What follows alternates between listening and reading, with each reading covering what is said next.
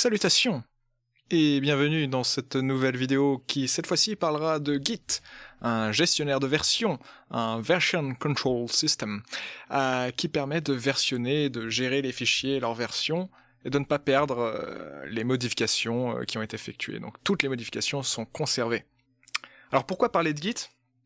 Eh bien parce que dès qu'on va commencer à essayer de faire du développement, enfin j'espère, on verra bien, Git va tout de suite devenir important pour conserver les modifications, pour gérer les erreurs, etc., pour pouvoir coder à plusieurs sur un projet ou ce genre de choses. Git permet de gérer les fichiers, de les vérifier, de s'assurer qu'on ne perd pas de données et s'assurer qu'il n'y ait pas de collision entre les modifications des personnes qui contribuent sur le projet. Ok, donc comme toujours, Cygwin. Suivant.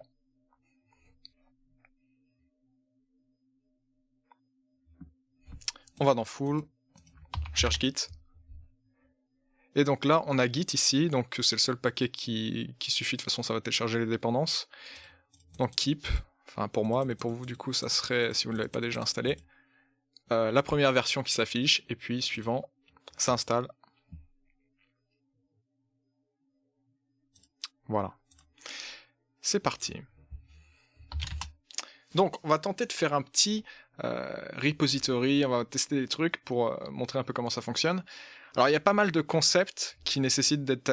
enfin, pas mal. Quelques concepts qui nécessitent d'être assimilés avec Git pour comprendre ce qu'on fait et ce qui se passe.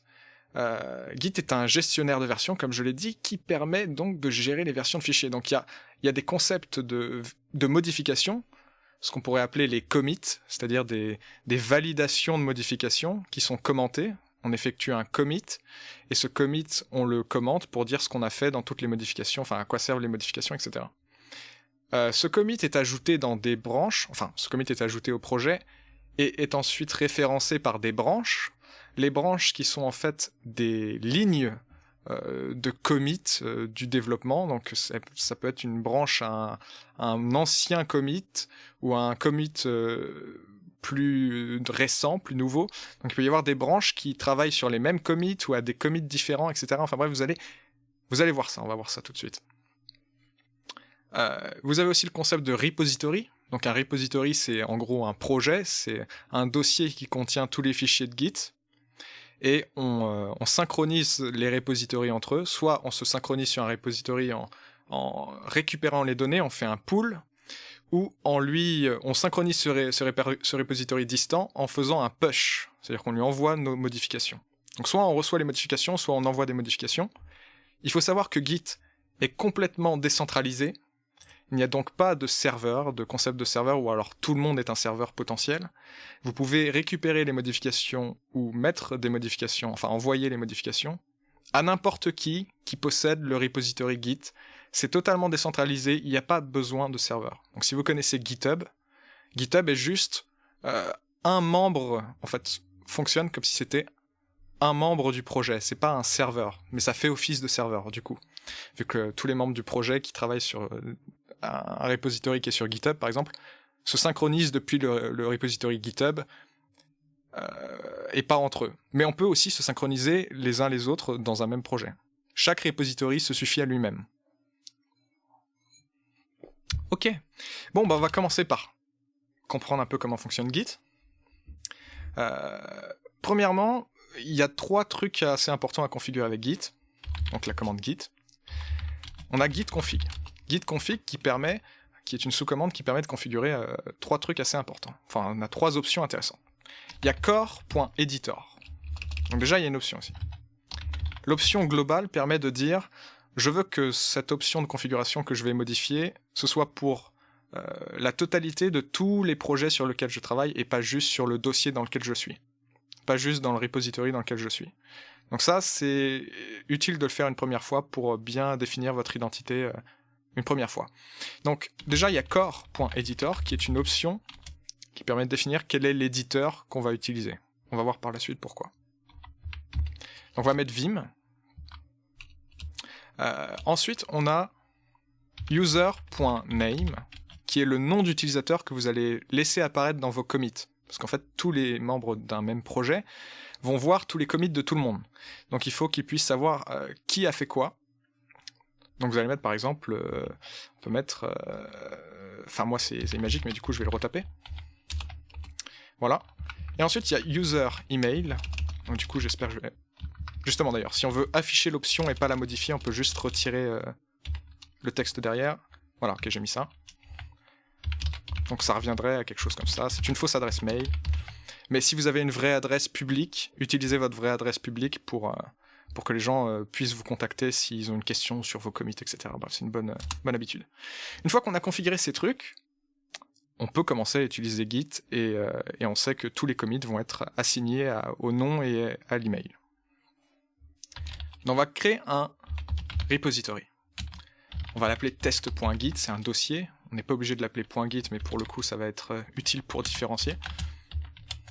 Donc dans ce dossier, on va initialiser un repository Git. Donc c'est git init.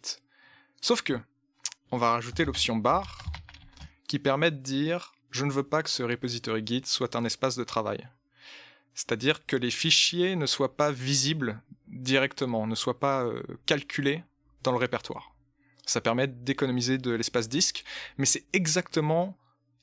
les repositories Git sont tous les mêmes, ce sont juste des dossiers, rien de plus. Des dossiers avec des fichiers. Voilà, on fait ça. Donc là, on voit que ça a créé des dossiers et des fichiers, donc c'est ce qui est utilisé par Git pour fonctionner. Ensuite, ce qu'on va faire, c'est qu'on va créer un répertoire qu'on va appeler test, qui va se synchroniser, enfin qui va initialiser aussi. Donc s'initialiser comme étant un repository. Ensuite, on va ajouter avec git remote, on va ajouter en gros un repository distant. Pour le coup, c'est sur le même disque dur, mais on pourrait très bien ajouter une adresse SSH, une adresse HTTP avec GitHub, ce genre de truc. On va l'appeler origin, qui est le nom par défaut, il me semble, ou alors c'est juste une convention. Et on va mettre test.git. Voilà. Une fois qu'on a fait ça, on peut tenter un git.pull. Sauf que là, il va nous dire, oui, mais tu m'as pas dit sur quelle branche exactement. Donc déjà, on va faire git pull origin, donc le remote, et la branche, qui est par défaut master. On voit qu'il n'y a pas de branche master. Pourquoi ? Parce que le repository est vide. Donc on va déjà commencer à créer un fichier ici, et puis on va voir. On va créer un fichier file.txt, par exemple. Et on va mettre dedans salut. C'est vachement bien. Première chose à faire, on va dire à Git que ce fichier doit être versionné. Donc on fait git add, et ensuite, voilà le moment où on fait un commit, on fait git commit. Donc le but de git commit, c'est de dire je veux appliquer les modifications, je veux signer, je veux valider ces modifications. Bon, avant de faire git commit, on peut même faire git diff qui permet d'afficher quelles sont ces modifications. Bon là ça n'affiche rien parce que le fichier n'existait pas avant, donc il affiche même pas en fait qu'il a été ajouté quoi. Mais si je fais git commit -a, parce qu'on peut très bien faire un commit pour un fichier unique, mais -a permet de faire un commit pour toutes les modifications qui ont été effectuées, ça nous dit ok, maintenant commente-moi ce commit, dis-moi ce qu'il faut que... dis-moi ce que ça fait. En gros, chaque commit doit être bien commenté avec une phrase succincte, mais après chacun fait ce qu'il veut, mais le principe c'est vraiment de décrire ce que vous avez fait. Donc là on pourrait dire init repository. Donc avec Vim pour le coup, vu qu'on l'a configuré comme utilisant Vim, ça dit qu'il y a un nouveau fichier, on fait OK, on a créé un commit. Si on utilise git log, qui permet de regarder quels sont les commits qui ont été effectués, on peut voir qu'il y a le commit qu'on a effectué, qui a une adresse précise, qui est situé sur une branche précise, enfin, ça indique quelles sont les branches qui sont à ce moment-là, donc ça dit que la branche master est exactement à cet endroit-là, le dernier commit c'est ici que ça se passe, la tête de la branche se trouve ici, qui est la branche par défaut. On a notre commit, enfin notre description, et puis il y a écrit l'username, le user email, et la date du commit. Ok. Donc là, ce qu'on voudrait, comme on n'y arrivait pas tout à l'heure, ce serait envoyer ces modifications sur le remote qu'on a configuré, donc origin. Donc là on dit voilà, git push, setup stream, origin master. Je veux envoyer sur la branche master, cette branche master locale. Donc on a créé la branche master distante. On regarde s'il y a un truc à récupérer, bah non, parce que on vient exactement de faire la première modification du repository. Si on regarde le log, on voit que la branche distante origin master, donc la branche master distante, est au même niveau que celle locale, donc tout va bien. Donc là où ça devient intéressant, c'est que si par exemple je fais file, et je rajoute oui, et que je fais git diff, il va me dire, oula, t'as rajouté un mot, enfin il y a un truc qui a été rajouté, il y a un truc qui a été retiré, etc. dans tel fichier. Là je dis oui, c'est exactement ce que je voulais faire, donc je commit, je dis oui.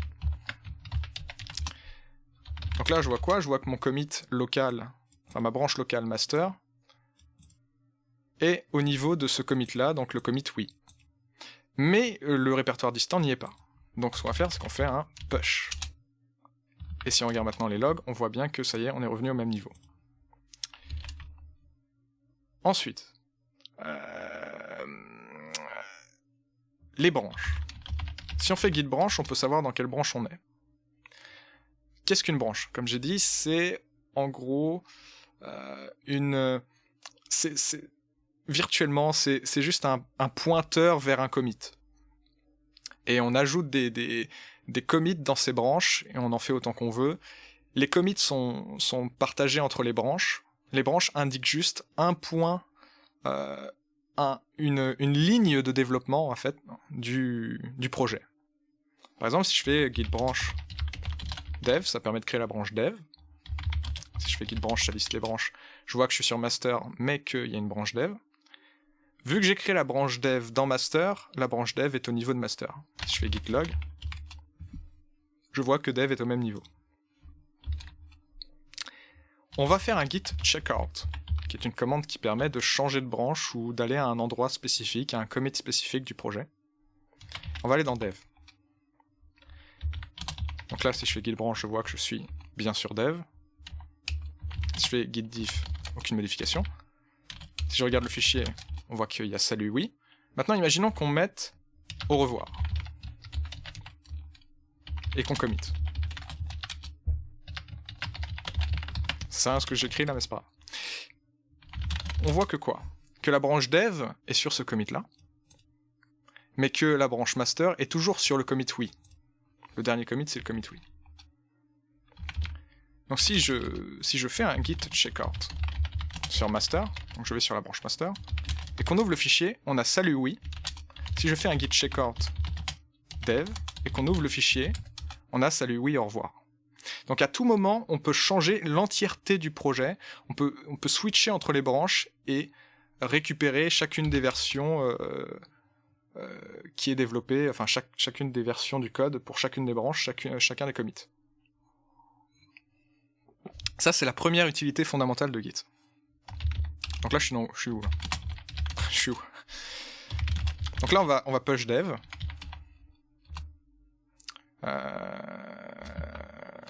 Oui. Est-ce que ça va marcher si je fais ça?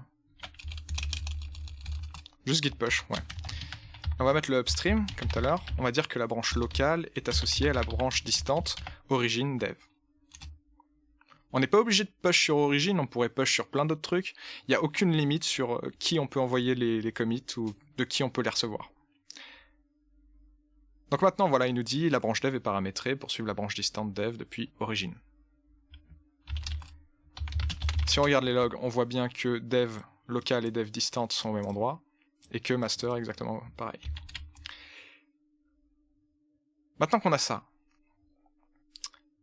voyons voir ce qu'on peut faire si on veut récupérer par exemple ces modifications dans un autre. Voilà, s'il y a un autre utilisateur qui va modifier ce projet. On va appeler test2. On va faire un git init. Et on va faire un git remote add test.git. Oui, origin. On fait un git pull. On va faire quoi déjà? On va faire git branch set upstream to master. Donc là, je dis juste que la branche locale, ce sera la branche master, machin. Ah oui. Voilà, c'est mieux. Parce que je n'avais pas encore la branche. Du coup, je viens de la récupérer. Du coup, si je regarde les logs, je vois qu'il n'y a pas la branche dev. Donc, il me semble qu'il y a une commande qui est git fetch, qui permet de récupérer toutes les branches. Pas du tout. Donc il va falloir faire git checkout dev. Donc checkout permet d'obtenir la branche. Si je regarde les logs, je vois bien que j'ai récupéré exactement le même code. Que si je regarde dans le fichier, j'ai bien salut, oui, au revoir, mais que si je fais un git checkout master, je n'aurai pas le au revoir, parce qu'il était ajouté. Voilà pour ça. Donc ce sont des concepts à assimiler, les branches, les commits. Ce qu'il faut retenir, c'est que les branches sont simplement une ligne de commit, on va dire ça, et qu'il n'y a pas de réelle copie en fait. C'est que chaque branche est à un niveau particulier, à un moment particulier du développement. Et on peut fusionner les branches, on peut prendre les modifications d'une branche et les mettre dans une autre avec git merge par exemple. Par exemple là. Non, je fais n'importe quoi. Git branch, je suis dans master. Comme vous pouvez le voir, master, master n'est pas du tout au niveau de dev. Master est au niveau de oui. C'est-à-dire qu'il n'y a pas le mot au revoir dans le fichier. Maintenant, admettons que je veuille fusionner master dans dev, que je veuille récupérer, les commits de dev et les mettre dans master, je peux, avec git merge dev. Je viens de récupérer les modifications depuis dev. Donc, si je regarde les logs, je vois que dev et master sont maintenant au même niveau, sauf le master distant évidemment, puisque je n'ai pas mis à jour le distant. Mais voilà. Maintenant, je vais supprimer la branche dev, parce que voilà, j'ai assez développé dedans, j'ai trouvé ça bien, et puis j'ai pris les modifications, je les ai mis dans master. Donc je supprime dev avec -d. Voilà. Donc là, qu'est-ce que je vois? Je vois que j'ai plus de dev, mais il y a toujours la distante, et je vois que master est à ce niveau-là. Si je fais git push, vu que j'étais dans master, du coup, la distante master est au niveau de la local master, mais du coup, la distante origin dev existe toujours. Alors là, je ne me rappelle plus de la commande. Remove distant branch git, car c'est ça aussi la magie de git.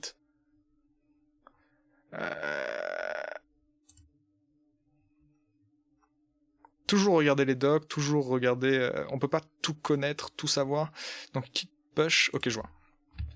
Git push-d. Et on fait dev, et normalement ça devrait être bon.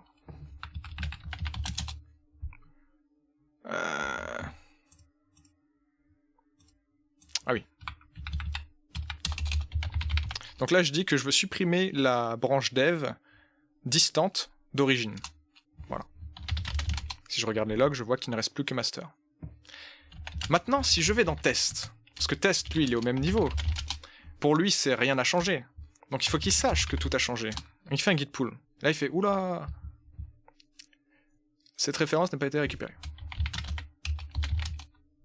Donc là, il y a toujours la branche locale, mais il a récupéré quand même les modifications de master. Ça évite en fait que un changement détruise le travail de quelqu'un d'autre. C'est ça le principe de Git. Donc là, je vais sur master, je fais un git pull, je récupère les modifications de master, j'obtiens bien le commit qui a été fait sur dev. Au revoir. Je regarde les logs. Je vois que pour moi, dev est au même niveau que master, etc. Mais si je fais un petit branche d dev, j'aurais plus ce problème, etc. Il y a toujours origin dev, ça c'est intéressant ça. Peut-être fetch. Non, je sais pas. Bref. Git, il y a des cas un petit peu compliqués, il y a des cas plus compliqués que d'autres. La plupart du temps, les fonctionnalités de base sont suffisantes pour faire à peu près tout, mais il y aura bien sûr des petits cas, on se dira ouais, j'ai envie de faire ça, j'ai envie de changer mon prénom, j'ai envie de changer mon email dans les commits, etc. Et donc ça peut devenir un petit peu plus compliqué. Mais globalement, il y a des manières de faire, il y a le manuel de Git, il y a des réponses sur les forums, etc. Donc je vous ai montré un peu les branches, les commits, la récupération. Dans tous les cas, le principe de Git, c'est que même si ça se passe mal, c'est censé bien se passer. En gros, le but, c'est que quoi qu'il se passe, les informations ne disparaissent pas par magie. Si ça disparaît, c'est que vous avez effectué une commande précise pour qu'elles disparaissent. Parce que de toute façon, les logs contiennent toutes les modifications locales et distantes. Donc le travail de chacun n'est pas en danger, logiquement. Git s'assure que le travail ne soit pas en danger. Ah, je sais ce que je pourrais faire. Je pourrais faire un commit qui effectue un conflit. Mais ouais, non, c'est chiant. Vous verrez bien de toute façon. Quand il y a un conflit, par exemple quand il y a 2 commits de 2 personnes qui écrivent sur le même fichier, Git va avertir, si il ne peut pas résoudre le conflit par lui-même, il va vous avertir de corriger le conflit. Donc c'est la personne qui va faire la dernière modification, qui va voir qu'il y a un conflit, et modifier le fichier pour qu'il n'y ait plus de conflit, et mettre le fichier en ligne. Voilà. Je vois que ça fait déjà 21 minutes, bientôt 22, donc ça risquerait d'être un peu long si j'en parlais plus. Voilà les bases de Git. Vous pouvez aussi faire une configuration locale au repository. Par exemple, dans ce repository, ma config sera globale, donc du coup j'aurai username. Voilà, mais rien ne m'empêche de mettre truc. Si je fais un commit, bon là il n'y a rien à commit, mais si je fais file, voilà, et je regarde les logs, on verra que ces trucs qui a commit le dernier commit, mais mes anciens commits seront toujours, une fois que les commits sont push, de toute façon ils vont être écrits avec la configuration avec lesquelles ils ont été validés. Voilà. Y a-t-il quelque chose que j'oublie? Non, ça devrait être bon. Évidemment, vu que Git ce ne sont que des fichiers, vous pouvez à tout moment copier un répertoire, que ce soit test, ici test.git ou test2. Si vous copiez, faites une sauvegarde du répertoire et que vous le mettez ailleurs, ça marche pareil, il n'y aura aucune différence. Enfin, peut-être pas aucune, il y aura peut-être des petits trucs, mais normalement il n'y a pas de souci. Et vous pourrez utiliser Git de la même manière. Ce sont juste des fichiers dans des dossiers. C'est totalement décentralisé, il n'y a pas besoin de serveur, tout le monde peut être un serveur, mais c'est plus pratique évidemment si on a un serveur commun pour qu'il y ait le moins de conflits possible. Voilà pour Git. Vous pouvez vous amuser avec, essayer de faire des commits, de faire des branches. S'il y a un truc que vous n'arrivez pas à faire, vous avez juste à chercher sur internet, chercher la commande, vous pouvez taper des trucs sur des forums, il y a plein de gens qui utilisent Git, donc de toute façon il y aura des réponses. Et puis s'il n'y a pas de réponse, eh bien, vous serez le premier à poser la question, et du coup, le premier à recevoir la réponse à cette question. Voilà. À la prochaine.